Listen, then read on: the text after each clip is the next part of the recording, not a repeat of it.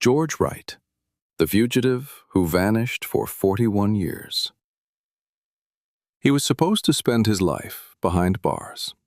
Instead, he vanished so completely that the FBI spent 4 decades trying to answer one question: where did George Wright go?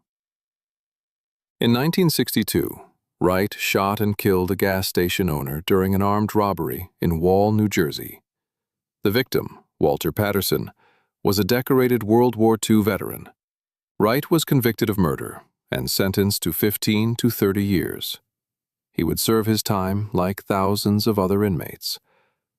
That never happened.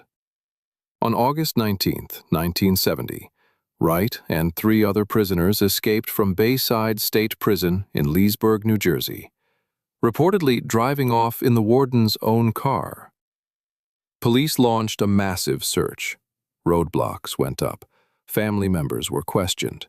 Tips poured in from across the country. Nothing. Wright made his way to Detroit and joined the Black Liberation Army, living under a false name. Most fugitives eventually slip up. They contact someone they know. They use their real name. Someone recognizes them. Wright didn't. Then, 2 years later, his name resurfaced in the most unexpected way imaginable. On July 31, 1972, Wright and 4 accomplices boarded a Delta Airlines flight from Detroit to Miami. Wright was dressed as a priest, a handgun hidden inside a hollowed-out Bible. They hijacked the plane. After collecting $1 million ransom and, famously, ordering the delivering FBI agents to wear nothing but bathing suits, the hijackers forced the flight onward, eventually landing in Algeria, where they sought asylum. Wright hadn't just escaped prison. He had escaped the country. His accomplices were later arrested in Paris and convicted. Wright disappeared again, for good, it seemed. Years passed, then decades. Investigators debated whether he was even still alive. Then, in 2011, a break. Portuguese authorities ran a fingerprint check on a resident ID card and got a match. The man living quietly outside Lisbon under the name José Luis Jorge dos Santos was George Wright. DNA and fingerprint evidence confirmed it. After 41 years, one of the FBI's longest fugitive investigations had finally found its target. But the story wasn't over. The United States requested extradition. Portugal, where Wright had become a citizen, refused to hand over one of its own.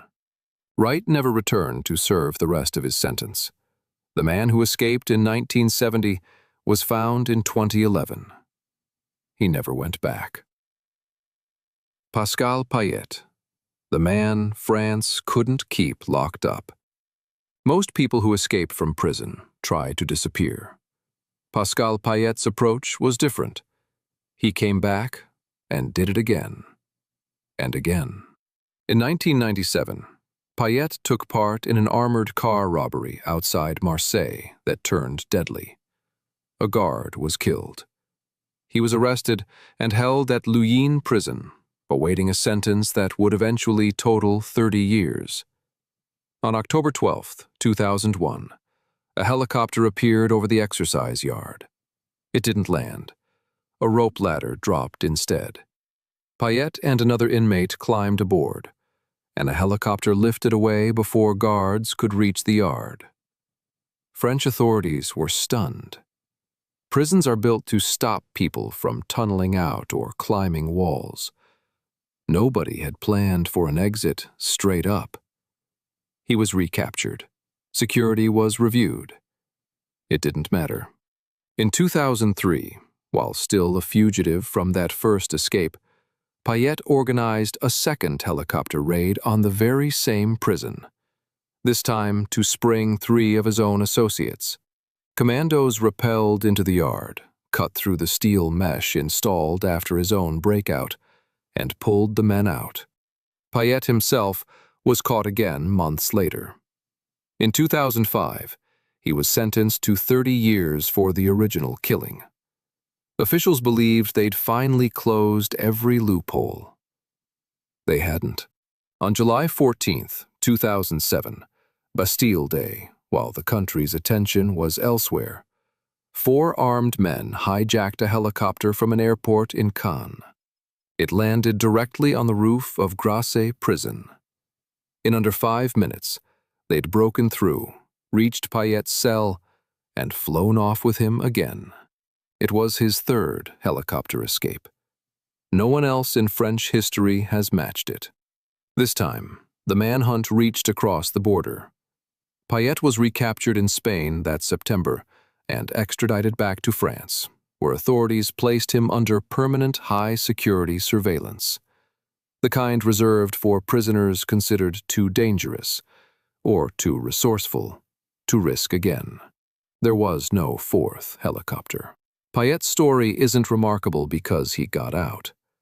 It's remarkable because he found the same hole in the system 3 separate times. And each time, it took a helicopter, not a lockpick, to expose it. Subscribe to the Curious Files for more videos.